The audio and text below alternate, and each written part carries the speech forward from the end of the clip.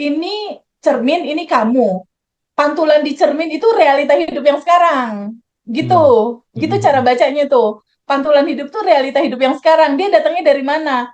Dari semua yang tersimpan berupa data di dalam batinmu. Data, memori, belief, dogma, labeling, penilaian, itu tersimpan semua di tubuh.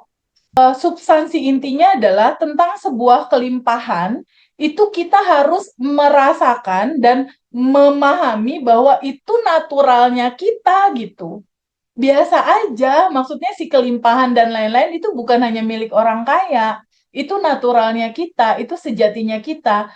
Jadi materi abundant revolution ini tidak hanya bercerita tentang teori bagaimana pada akhirnya dia merubah mindsetnya, tapi ini juga menyisir bagaimana susunan syaraf di tubuh dia udah nyaman belum sama realita dia yang sekarang. Enlightenment seorang Nabi Muhammad ini kaitannya ternyata sama kemanusiaan gitu. Nah, perjalanan cerita itu sampai di dunia dewasanya itu udah masuk pelajaran filsafat, Indra. Spektrum ateis itu beda dari mulai ateis yang paling santai sampai ateis yang paling radikal juga Iya, ada. ada.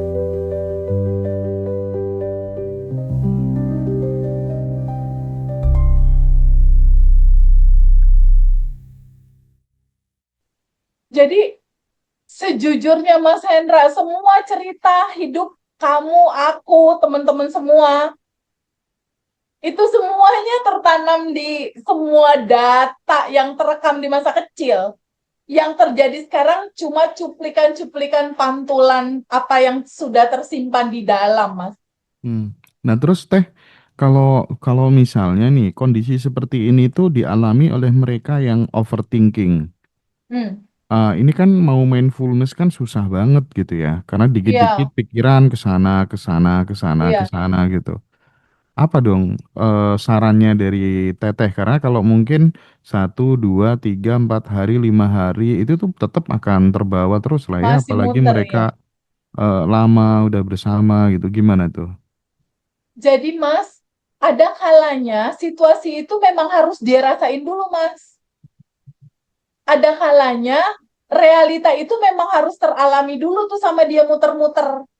Jadi yang overthinking ya mungkin dia masih harus muter-muter ngerasain semenderita itu rasanya gitu. Memang harus ngalamin dulu gitu. Tapi pada satu titik tertentu nanti dia akan ada capeknya, Mas. Dan ada satu titik dia akan ada satu titik lelah dan ada satu titik pertanyaan di batin. Akankah aku harus seperti ini terus? Nah, di situ tuh mulai titik kesadarannya muncul. Hmm. Jadi ini nggak bisa TVP kita nolongin dia teh, ayo kita tolong. Ini ceritanya masalah spiritual awakeningnya, setiap orang punya timeline sendiri, Mas. Nggak bisa Mas Hendra mau dia harus bangkit, aku mau kamu harus bangkit, nggak bisa, Mas. Ada waktu waktu Iya, dirinya sendiri, aku ada setuju, setuju. time, ada waktunya sendiri lah. Mau paksa-paksa kayak gimana, mau dijejelin video atau dijejelin nasihat, nggak bisa, Mas. Aku Ada setuju. waktunya sendiri. Nah, waktu itu tergantung apa? Tergantung tabungan semestanya juga, Mas. Aku setuju dengan statement terakhir itu.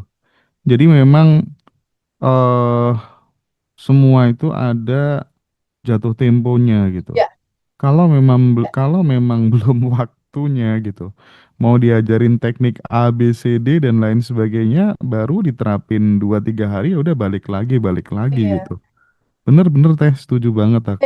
Jadi kita juga ya Mas ya, kalau melihat alumni nih ya, misalnya batch satu kan aku udah mulai mau ngedata nih Mas, aku bener-bener pengen mendata batch satu tuh berapa sih yang udah manifest, berapa yang belum. Dari total kita yang lunas utang tuh udah berapa sih gitu kan, kita perlu tahu nih gambarannya. Oh, ternyata alumni kita sudah mencapai 100-200 orang lunas utang gitu kan, seru kan kalau kita punya data itu. Nah, Mm-mm. tapi di sini kesadarannya kita juga harus memahami bahwa ini nggak bisa 100% manifest, enggak gitu. Mungkin dari 1.000 orang 20% kan. Jadi jujur ya, aku nggak mau ngomong indah, nggak mau cerita muluk, enggak. dari 1.000 orang, kenyataannya kita udah 5.000 alumni, Mas. Udah masuk 5.000 nih di batch 26 ini. 5.000 alumni, itu paling 20%, 30%, Mas, yang udah manifest, Mas. Hmm, hmm, hmm. Yang lain masih on the way, masih dalam proses pembelajaran. Karena kita juga nggak pernah tahu nih, Mas, si tabungan semesta orang ini udah cukup belum sih untuk membuat dia manifest, atau cerita kesadarannya memang udah masuk deadline dia belum gitu, atau dia memang harus masih muter dulu di situ gitu.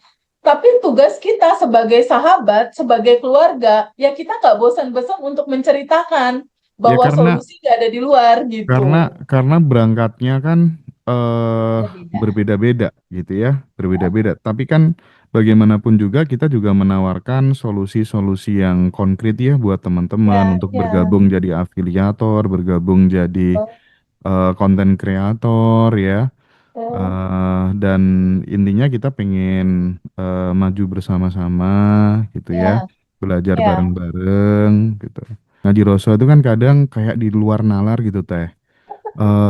Pas waktu kita tuh bener-bener kayak tergerak banget tuh waktu aku di Starbucks sepulang dari Bandung kan. Aku Ya, ngopi kan sama Habib gitu. Udah deh, ini kayaknya aplikasinya harus segera dibikin dan lain sebagainya. Itu kayak dorongannya tuh kuat banget. Jadi kayak ini bukan kerja akal nih. Ini bener-bener kerja sukma, kerja hati, ini kerja rasa gitu. Dan itu kayak luar biasa, ini bakal dibutuhkan banyak orang. Waduh, andai kata aku bisa bacakan semua testimoninya teman-teman di Blueprint Jiwa gitu. Itu tuh nggak imbang dengan harganya teh.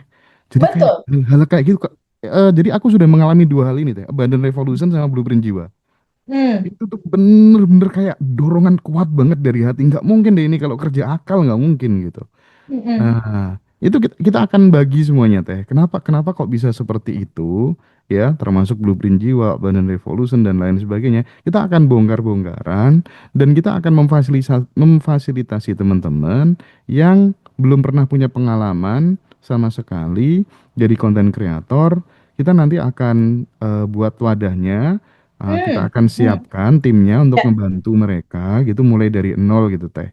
Nanti kita akan bagi lah ya di depan ya. Jadi di Wah, samping menarik. ada Mbak Manda yang ngajarin tentang meditasi inner child, tentang vision board, Teteh tentang the creative consciousness ya, Yes, termasuk 30 daily routine premium ya. terbaru. Hmm. Ya, itu nanti ada Pak Mardigu juga yang akan bicara tentang subliminal program dan mengaktifkan ide-ide besar yang bernilai miliaran gitu. Nah, Hmm. termasuk nanti kita akan buka-bukaan juga tentang rahasia membangun ekosistem YouTube dan produk digital based on Ngaji Roso bersama dengan saya dan TVB tentunya ya. Ya. Jadi saya berharap anak-anak yang muda-muda teh banyak yang join nanti di Ngaji Roso Bootcamp Yes. dan special prize-nya ini nanti kita kasih buat anak yang memang masih remaja, masih muda dan teman-teman alumni Badan Revolution. Ya. Yes. Uh, Seru. Konten kreator, wah ini menarik banget ini karena memang masanya ya, masanya internet, masanya sosmed gitu, meng-up income seseorang ini akan jadi kelas yang sangat menarik sih sebetulnya Mas Hendro. Kalau ini dikupas dan jadi insight buat teman-teman semua, terutama ibu-ibu ya yang punya handphone aja kan berarti mereka bisa dapetin rejeki dari semua judul konten kreator ini kan Mas Hendra Iya, ya iya. dengan Itu affiliate kan bener itu nggak? iya itu nanti teman-teman bisa kita ciptakan wadah komunitasnya gitu. Terus nanti mungkin ada yang memfasilitasinya tim Ngaji Roso gitu buat anak-anak muda yang pengen jadi affiliate. Nanti akan bikin akunnya bagaimana, videonya bagaimana. Nanti coba secara teknisnya mungkin akan dipandu sama teman-teman di Ngaji Roso ya. Jadi supaya apa? Karena memang tidak mungkin teh. eh kita itu hanya apa mengandalkan afirmasi saja gitu. Nggak bisa Afirmasi itu memang. kan tidak menjamin, tapi dia tuh paling nggak akan mendorong supaya kita tetap berada di jalur yang kita idealkan, jalur yang kita cita-citakan gitu ya, Betul, supaya kita nggak betul. salah jalur gitu kan. Tapi bagaimanapun juga kan harus ada action. Actionnya apa Harus, yang paling penting harus dong. adalah bagaimana kita melakukan inward looking, melihat ke dalam, memaksa diri kita untuk supaya atensi kita benar-benar geser ke peluang apa ini ya yang bisa aku lakukan untuk menambah penghasilan ya. Apa ini ya yang bisa aku lakukan untuk menambah pendapatan ya. Karena kalau rumusnya orang-orang kaya itu kan katanya kamu dapat gaji berapa, 30%-nya harus kamu gunakan untuk menabung, untuk investasi dan lain sebagainya. Itu bullshit kalau penghasilanmu masih sedikit gitu. Yang bikin kamu bisa nabung adalah ketika penghasilanmu sudah banyak gitu. Itu Ya, real kan. Nah, betul. bagaimana supaya penghasilan itu bisa banyak?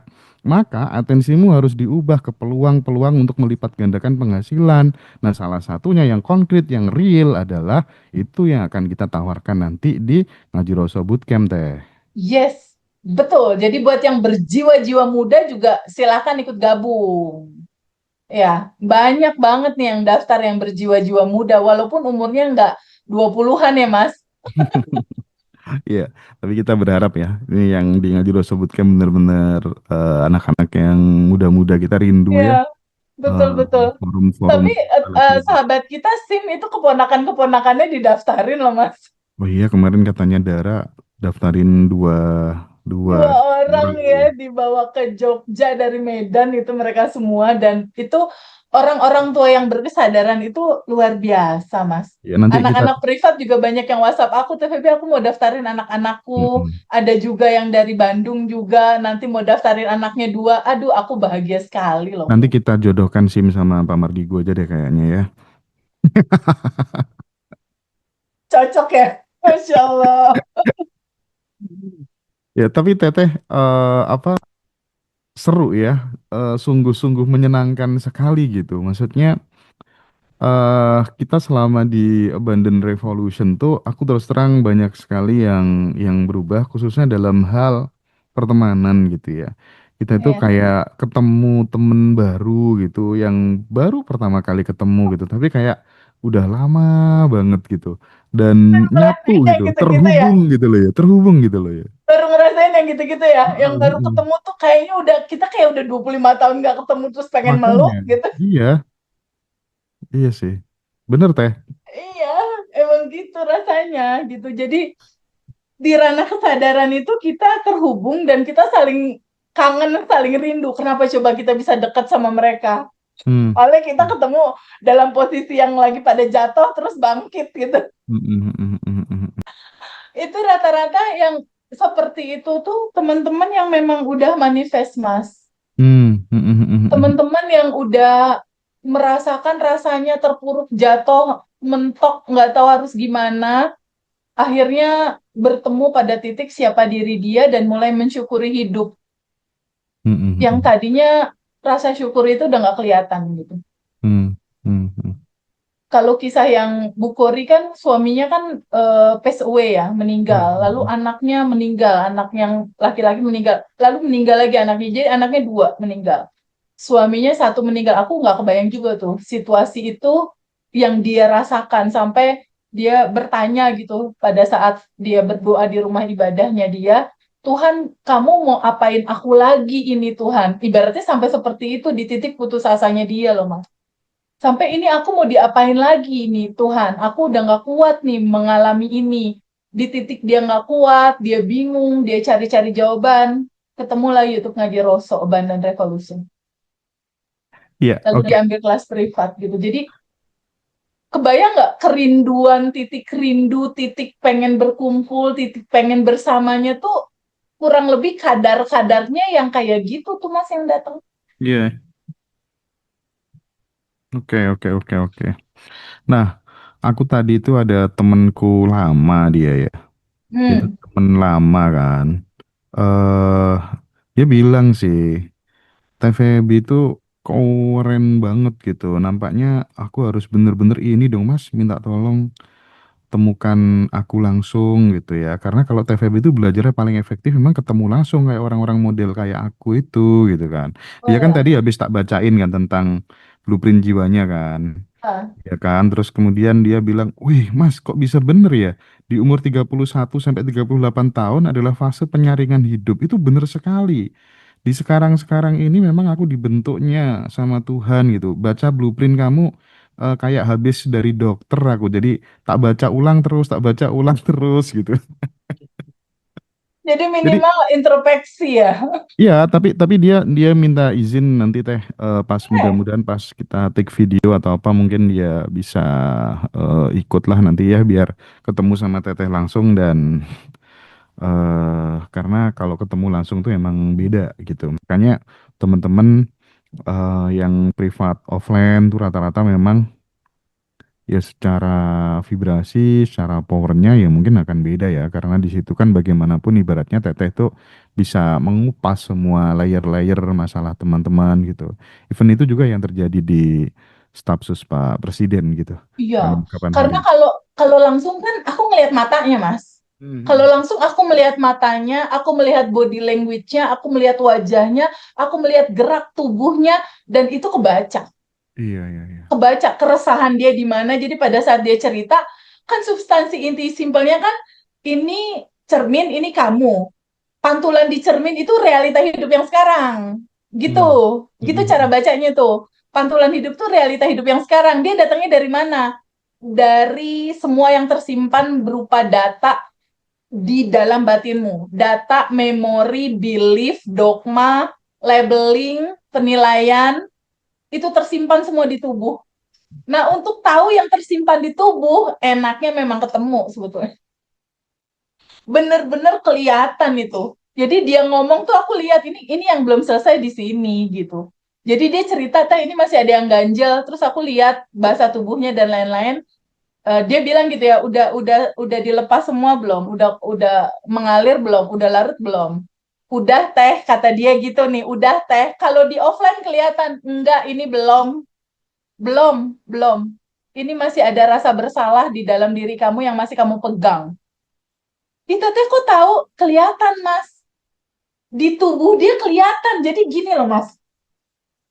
Tadi kan Mas Hendra cerita ya, pada saat seseorang misalnya pendapatannya 50, terus dia ingin naikin pendapatannya, tapi dia masih merasa 50 tuh wow banget besar. Itu untuk dapetin 50 jutanya susah gitu kan? Bener nggak? Nah, itu Mas ada hubungannya dengan sistem saraf peredaran tubuhnya. Kalau sistem saraf di peredaran tubuhnya dia terbiasa tertekan, dia terbiasa sulit, dia terbiasa resah, sehingga dia berpikir angka-angka uang kecil ini nyaman buat siklus peredaran tubuhku. Dia akan tetap bertahan di situ, dan ketika uang besar masuk, dia nggak nyaman, dan biasanya besar dapat lalu kembali lagi jadi turun. Kembali lagi jadi kecil gitu. Makanya rasa keterbatasan tentang nggak layak dapetin uang besar itu harus dilepas gitu, harus dirilis. Jadi substansi intinya adalah tentang sebuah kelimpahan itu kita harus merasakan dan memahami bahwa itu naturalnya kita gitu.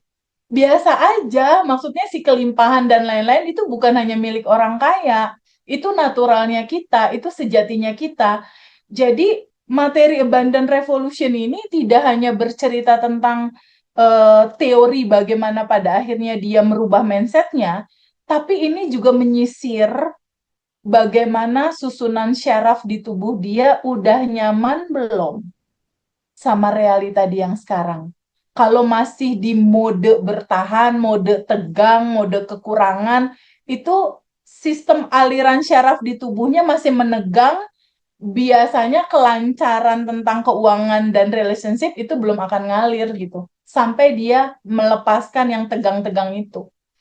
Gitu Mas, dan itu bisa ketemu di offline sebetulnya.